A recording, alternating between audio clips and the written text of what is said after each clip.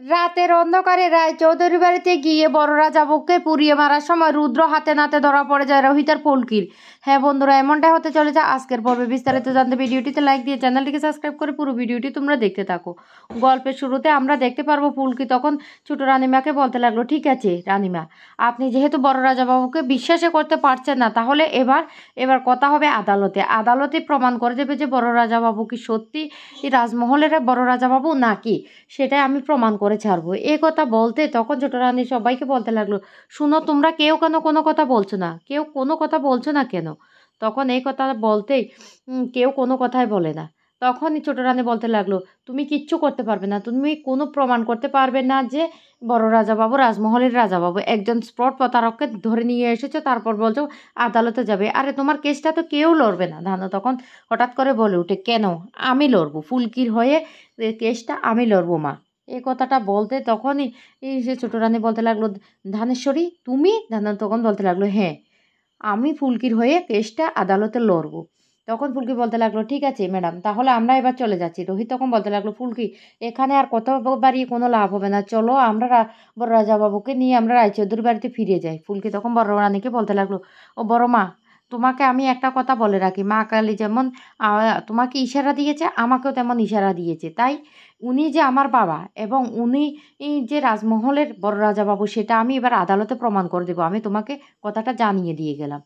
তখন এই কথা শুনতে ছোট রানী তাড়াতাড়ি গিয়ে বড় রানীকে বলতে লাগলো, বড়দি তুমি ওর কথা একদম বিশ্বাস করবে না, ও নিজে তো একজন প্রতারক, ও ধরে নিয়ে এসেছে আরেকজন প্রতারককে, বুঝতে পারছো? রোহিত তখন বলতে লাগলো, ফুলকি কি বলছি, এখানে দাঁড়িয়ে থেকে সময় নষ্ট করো না, চলো আমাদেরকে যেতে হবে। তারপর বড় রাজার বাবুকে বলতে লাগলো, চলুন বাবা চলুন, আপনাকে আমরা রাজমহল থেকে আমাদের রায়চৌধুরী বাড়িতে নিয়ে যাব।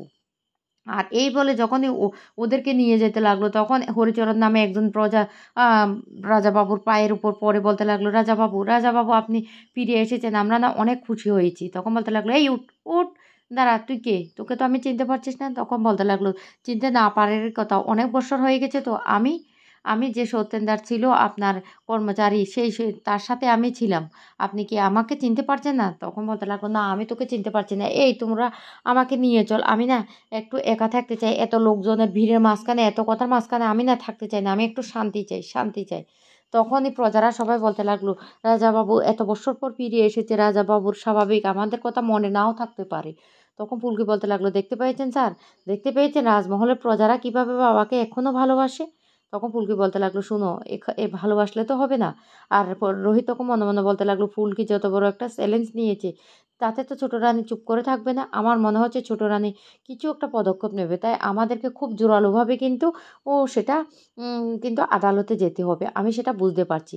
এদিকে ছোট রানী আদিত্য ছোট রাজাবাবু সবাইকে বলতে লাগলো, তোমরা কেন কিচ্ছু বলছো না? তখনই ছোট রাজাবাবু বলতে লাগলো, শুনো আমি তোমাকে একটা কথা বলি, আরে এটা যেমন প্রমাণিত হয়নি যে উনি বড় রাজাবাবু, কিন্তু এটাও তো আমরা প্রমাণ করতে পারবো না যে উনি বড় রাজমহলের বড় রাজাবাবু ছিলেন। কি করে প্রমাণ করবে? আর ফুলকি যেহেতু বলেছে কোর্টে নিয়ে যাবে, তাহলে তো আমার মনে হচ্ছে এই রাজমহলের না অনেক বড় একটা অপমান হবে। এ কথা বলতে ছোট রানী তখন রেগে যায়, রেগে গিয়ে বলতে লাগলো, কি বলতে চাইছো তুমি, কি বলতে চাইছো? কোর্টের ভয় দেখিয়ে আমাকে শান্ত করে রাখবে? না, সেটা কিছুতে করতে পারবে না। আমি ফুলকির যে মিথ্যে, সেটা আমি সবার সামনে এবার প্রমাণ করে দেব।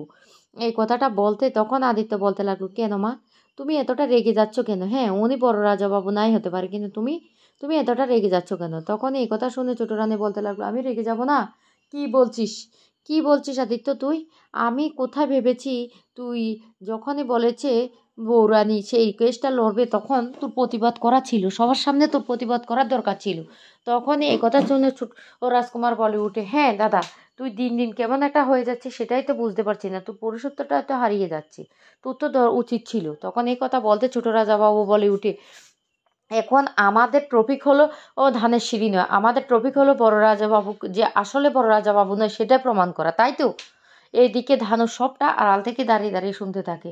তখনই এই কথা বলতেই ছোট রাজকুমার তার দাদাকে বলতে লাগলো, শুন দাদা, তোকে একটা কথা বলে রাখি, তোর কিন্তু এখন কিন্তু বৌরানীকে বোঝানোর দরকার। তখন ছোট রানী বলতে লাগলো, হ্যাঁ এই কেসটা যদি আদালতে যদি ধানেশ্বরী না লড়ে, তাহলে কিন্তু কিছুতে প্রমাণিত হবে না যে উনি বড় রাজাবাবু রাজমহলে।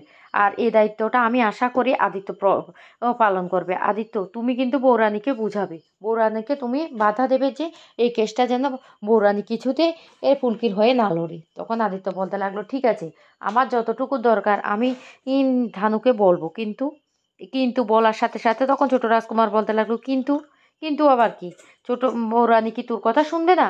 না, তোর কথা শুনবে না। ধানু তখন আড়াল থেকে বলতে লাগলো, হ্যাঁ, এবার তো আমার মনে হচ্ছে আদিত্য আমার উপর চাপ সৃষ্টি করবে, আমি যেন কেসটা না লড়ি। তবে আমাকেও একটা চরম সিদ্ধান্ত নিতে হবে। আমি কি করব সেটা এবার আমি সিদ্ধান্ত নেব। অন্যদিকে দেখা যায় ফুলকি যখনই বড় রাজা বাবুকে নিয়ে যেতে লাগলো, তখন হঠাৎ করে মন্দিরের ঘন্টা বেজে উঠে আর আরতির শব্দ শুনতে পায়। বড় রাজা বাবু তখন বলতে লাগলো, কিসের শব্দ, কিসের শব্দ শুনতে পাচ্ছি আমি? ফুলকি তখন বলতে লাগলো, বাবা, একটা না রাজমহলের মন্দির, তুমি ভুলে গেছো, নরসিংহদেবের মন্দির, তুমিই তো রোজ সেই মন্দিরে আরতি করতে। তখন প্রজারা বলে উঠে, হ্যাঁ, বড় রাজা বাবুই তো সবসময় এই নৃসিংহদেবের মন্দিরে আরতি করতো। তখনই বড় রাজা বাবু বলতে লাগলো, আমি মন্দিরে যাব, আমি মন্দিরে যাব, এই বলে মন্দিরের দিকে ছুটতে থাকে। আর তখন ফুলকি রোহিত মন্দিরের দিকে ছুটতে থাকে। এক পর্যায়ে মন্দিরে চলে যায় বড় রাজা বাবু, আর তার সাথে সাথে সমস্ত প্রজারা ছুটে যায় মন্দিরে। বড় রাজা বাবু গিয়ে তখন পুরোহিতকে বলতে লাগলো, এই এই প্রদীপটা আমাকে দে, প্রদীপটা আমাকে দে। তখনই এই কথা শুনতেই পুরোহিত বলতে লাগলো, উনি কে, উনি এসব কি বলছেন? তখন প্রজারা বলতে লাগলো, উনি রাজমহলে বড় রাজা বাবু, সবসময় তো উনি আরতি করতেন, উনি এই নৃসিংহদেবের পুজো করতেন, আরতি করতেন। এ কথা বলতে তখন প্রদীপটা দিয়ে দে। আর তখনই সেই বড় রাজা বাবু সেখানে প্রদীপ দিয়ে আরতি করতে শুরু করে। আর ফুলকিকে বলতে লাগলো, মা, তুই কাঁসরটা একটু বাজাতো। তখন ফুলকি কাঁসর বাজাতে থাকে। এইদিকে সমস্ত কাঁসর ঘন্টার সমস্ত শব্দ শুনতে পেয়ে বড় রানী বলতে লাগলো, কে, কে নৃসিংহদেবের মন্দিরে আরতি করছে? আমাকে একবার যেতে হবে, আমাকে একবার যেতে হবে। এই বলে যখন চলে যেতে লাগলো, তখন প্রভা বারবার করে আটকাতে থাকে বড় রানীকে। বড় রানী তখন বলতে লাগলো, আমাকে আটকাবে না কেউ, কেউ আমাকে আটকাবে না, প্রভা আমার রাস্তা থেকে সরে যা। তখন বলতে লাগলো, ও, আপনি যাবেন না রানীমা, আমাদেরকে নিষেধ করেছে ছোট রানী যে আপনি যেন ঘর থেকে বের না হন। কিন্তু প্রভার কথা না শুনে যখনই বড় রানীমা ঘর থেকে বের হতে যাবে, তখন ছোট রানী এসে আটকে দেয় আর বলতে লাগলো, ও বর্দি, তুমি যাবে না, তোমার শরীরটা এমনিতে ভালো নেই। বড় রানী তখন বলতে লাগলো, কে, কে আরতি করছেন নরসিংহদেবের মন্দিরে? উনি, উনি আরতি করছেন। তখন এই কথা শুনে ছোট রানী রেগে গিয়ে বলতে লাগলো, তুমি এসব কি বলছো? উনি কেন ওনাকে বলছো? উনি একজন প্রতারক, ফুলকি একজন প্রতারক, উনি আর একটা প্রতারক, তুমি প্রতারককে উনি কেন বলছো? তখনই বড় রানী বলতে লাগলো, আমি যাব, আমি যাব, ওখানে আরতি হচ্ছে, আমি যাব। কিন্তু কিছুতে ছোট রানী যেতে দিচ্ছে না। আর ছোট রানী বারবার বাধা দিতে থাকে। তখন সবটা আড়াল থেকে শুনতে থাকে ধানু।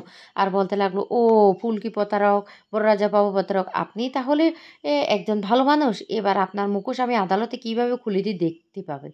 এদিকে ছোট রানী রুদ্রকে ফোন করে বলতে লাগলো, কি ব্যাপার রুদ্র, একটা কাজও তো তুমি ঠিকঠাক মতো করতে পারো না।